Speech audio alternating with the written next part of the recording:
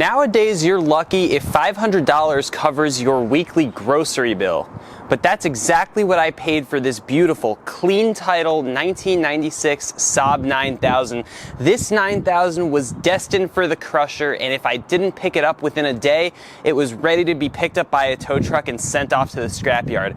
I took one look around this 9000, and I couldn't believe someone was about to junk this thing, so I made the spontaneous decision to fork over the cash and try and drive this thing home after only hearing it run for about 20 seconds. Well, I quickly found out that the heater core on this thing leaked pretty bad, but I was able to limp it home and get it here before all the fluid leaked out of it, and I quickly found out that this Saab was a hell of a deal.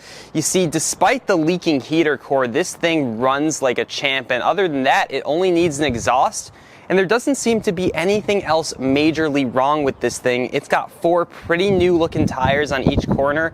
And yeah, that heater core, well, I opened the trunk and found a new one in the box, ready to be installed. So this thing has all the makings of an excellent daily driver. And with nearly 240,000 miles on the odometer, and it still runs and drives as good as it does, it just shows you how well these old cars used to be built. The engineering and the quality of the materials that went into these vehicles is just astounding. And the fact that people are willing to junk these while they're making this new garbage today, nothing like this will ever be made again. Well, it's really sad that people would throw this stuff away. So I'm happy that I was able to save this one from the crusher.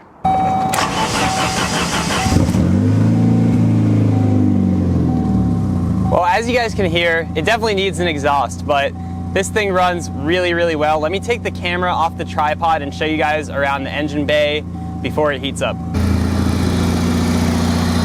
Well, as you can see, when we get up close to the engine and the sound isn't being droned out by that huge exhaust leak, the engine is whisper quiet. It sounds honestly almost quieter than mine that only has half the mileage on it. So this engine really has a lot of life left in it. And honestly, there aren't even any major oil leaks that I could see, which is pretty impressive. But back there, you can see where the heater core is leaking out. I don't know if you can see that, but yeah, right there. You can see all that fluid coming out. That's the heater core leaking out from the firewall. Luckily on this car, it's a pretty easy job.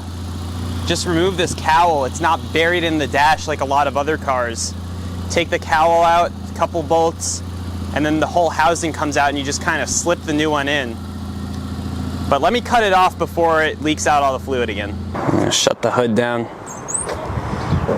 And yeah, obviously it's been in Arizona for a bit, so the paint is peeling a little bit on it. But coming from New Jersey myself, dealing with my fair share of rust, I would take some peeling paint any day of the week over any sort of corrosion. But let me just show you how straight this body is.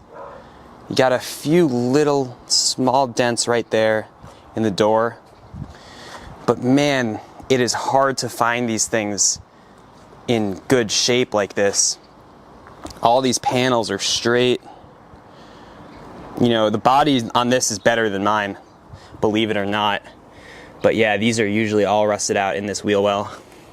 And look at the wheels. The wheels are in pristine condition. They look like they'd never touched a curb or anything. And the tires, yeah, they've been outdoors for a while, but they're not even dry rotted. They have tons of tread on them. This car is in phenomenal shape. Wait till I show you guys the interior. It's even crazier. But for $500, I think I hit the jackpot with this one. But look at these wheels. They don't have a scratch on them. This thing was clearly cared for most of its life, so she's a beauty. But yeah, let's go ahead and take a look at the interior. Before we head in there, one thing that I really want to touch on is something that I find super cool. So obviously my 98 model is the 9000 CSE, which has leather seats, it's fully loaded and stuff. But this one is the 9000 CS, which is basically the base model of this thing. But what I really like about that is it still comes with the turbocharger. So it's got good power, but the interior is cloth. And the cloth interiors hold up so well on these things. Let me show you guys. Just look how mint this interior is. So clean. The only flaws in here are just that crack in the dash, and you know, the radio's missing, or that cover of the radio's missing, and the wood is starting to fade on it. It's been in the sun a bit. A little bit of deformation on the plastic there, but I mean, just look at this thing. It's got the sunroof too. Just an absolute score. I am so happy. I was hesitating a little bit on buying this thing, but once I saw the condition it was in, I'll try and pop this back door. There we go. I mean, I could not pass this thing up. Look at these seats, man. They don't look like they've ever been sat in. Yeah, let me take you guys around back.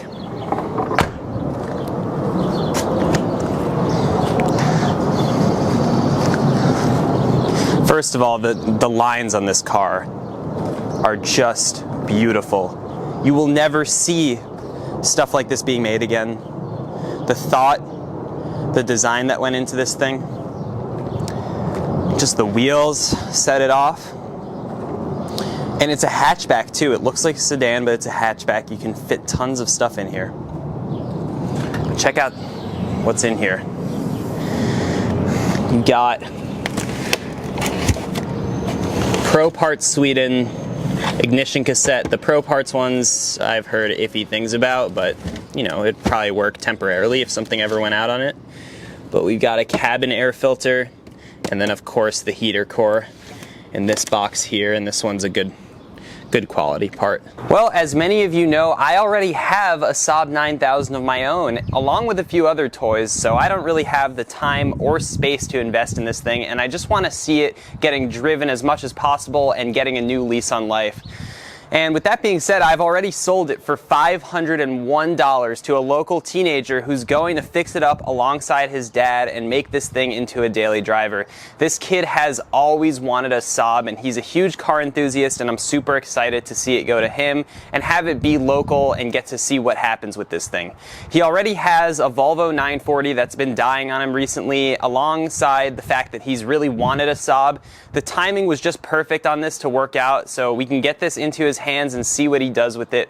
Well, I'm super excited to pass this on to him and have it go to someone who's going to really enjoy it, put the time and effort into making this thing a great daily driver, and the fact that it's being local, I'll be able to see what happens with it. And so I think my mission has been accomplished with this thing. I wasn't looking to make a profit on this. I just wanted to save it from the crusher and have it be driven and get a new life. It still has tons of life left in it, and I just really didn't want to see it get scrapped. They're not making these cars anymore.